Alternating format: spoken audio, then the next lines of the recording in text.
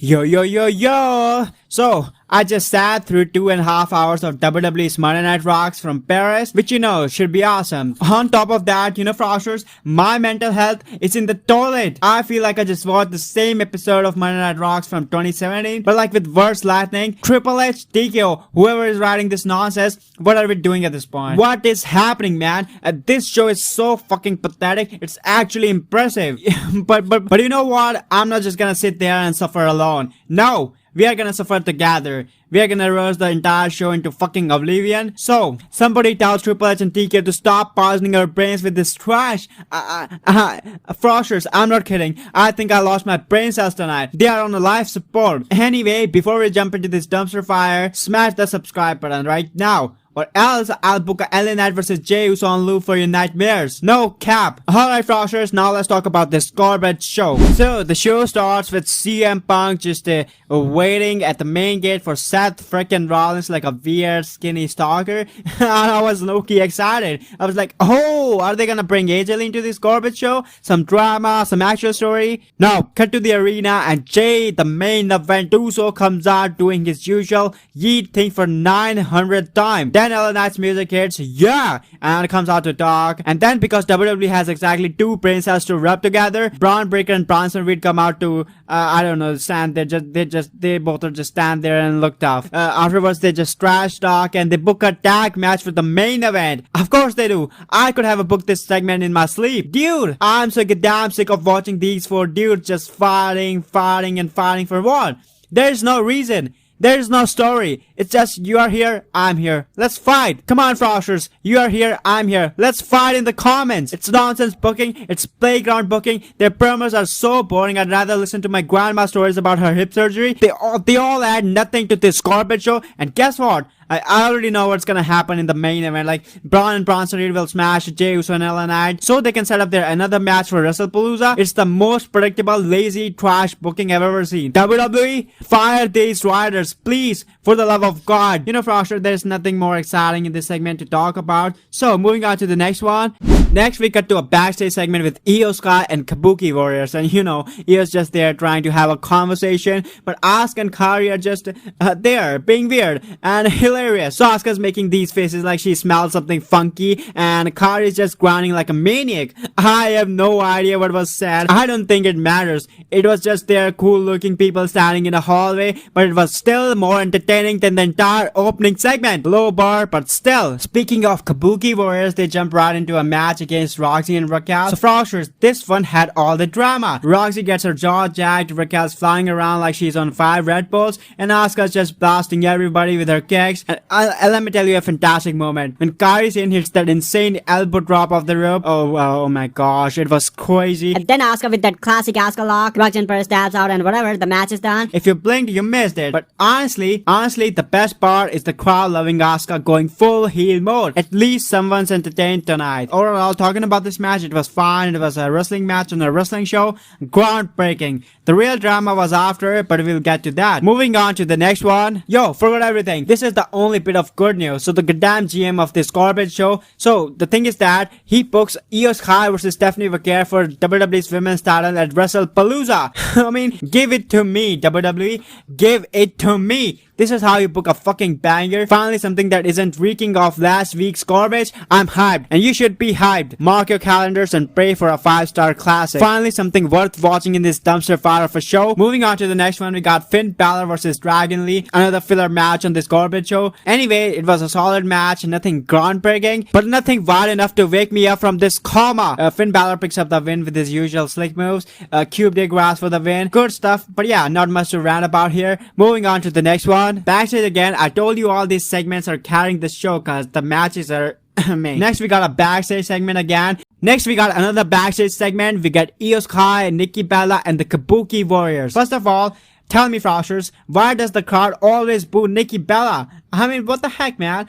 She's iconic. She's a legend. Show some respect, you nerds. We should get another title shot. She still got it. But the main event of the segment was Io Sky's smile. Dude, I'm so obsessed with Io Sky. She could be reading the phone book and I'd watch it. She's the one and only reason I'm still watching this garbage show. Her charisma, her wrestling, everything. She's a star. This segment was probably just them setting up more stuff, but I was just staring at Io smiling. Honestly, this segment will be the best part of the night so far. Moving on to the next one. Speaking of things I'm obsessed with, have you subscribed to my channel yet? Seriously, if you're enjoying this rage-induced mental breakdown, hit the subscribe button and ring the bell. It's free, and it's the only thing that gives my life meaning after a show this bad. Do it, Frosters. Do it for Io Sky, I would say. Please, subscribe. Next, backstage again. I'm telling you, the backstage segments are the main show now. So that goddamn GM tells Finn and JD McDonough that they are banned from ringside for the AJ Styles versus Dominic Mysterio match later. And you know, Finn Balor and JD McDonough are just laughing there,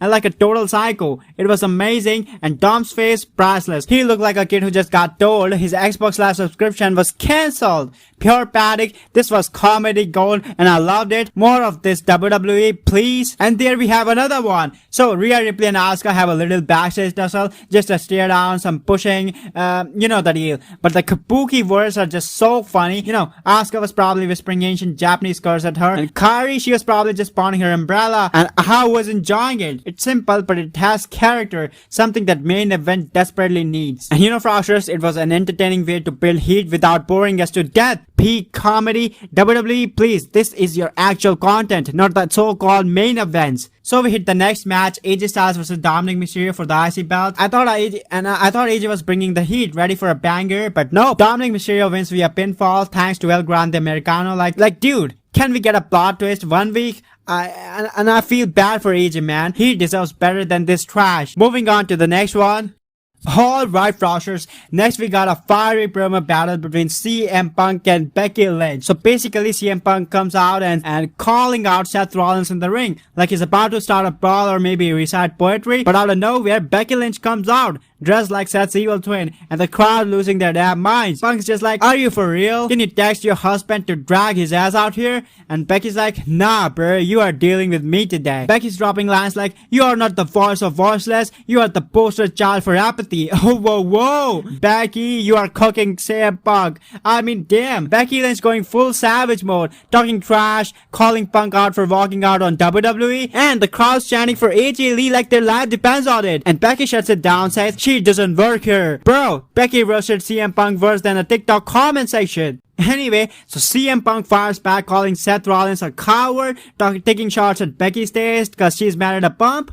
You know, Frosters, Punk is legit salty, and Becky's like, my husband is jacked, hard, talented, and sacrifices for this business, and you're just yapping? And the crowd starts chanting, shut the F up, and Becky goes, nah, you're gonna listen. Like, what is this, man? And then Becky slaps the shit out of Punk multiple times, the kind of slap that makes you rethink your entire life, and Punk just stands there looking like he got grounded. No sign of AJ Lee, just backing owning the ring. Bro, if this was a rap battle, Punk got botted. And WWE, this is what's saving your garbage show. Let Becky slap some senses into all your creative team. So now we're gonna talk about the main event because honestly it deserves its own therapy session. Braun Breaker and Bronson Reed, those two monsters versus LA Knight and Jade, the main eventer Uso. If you've seen even one Raw in the past year, you already know how this ends. Same damn booking, week in and week out. Braun and Bronson Reed come out looking like they just got rejected from a Marvel audition, talking smack like, oh, we're gonna smash you, like so bad. So the match starts and LA Knight's doing his usual, yeah, and Jey Uso's eating around looking confused like, are we still doing this? Crowd split between caring and actively filling for TV refunds. Then Braun and Bronson Reed just starts battering these dudes like WWE booked this on autopilot. The action was good for like 2 seconds, then chaos. Braun and Bronson Reed straight up maul LA Knight and Jey Uso, pin them clean, and then beat the hell out of Jey Uso and LA Knight. They destroyed them badly, brutally. But wait for it. As per usual, Jimmy Uso runs out like he's Uber Eats for Jey Uso. Like, no bro, I got you. Frosters, let me ask you a genuine question. Does Triple H just hit Control C? then Control V on last week's ending. I'm so sick of seeing LNI, Jey Uso, Braun Breaker, Bronson Reed in the same old shit. My brain cells dropping like flies. Post-match beatdown, emotional reunion, rinse and repeat. Bro, this match is so repetitive, even my remote gave up. Pathetic. Listen, WWE, this booking is affecting my mood, my hope for wrestling's future, and maybe my will to live. If Raw keeps dropping garbage this hard, y'all need to put Monday Night Therapy on this network. Triple H, how about you book something new? Or just let Becky Lynch slap some creative sense into you too. What about that? How does that sound? Hold up.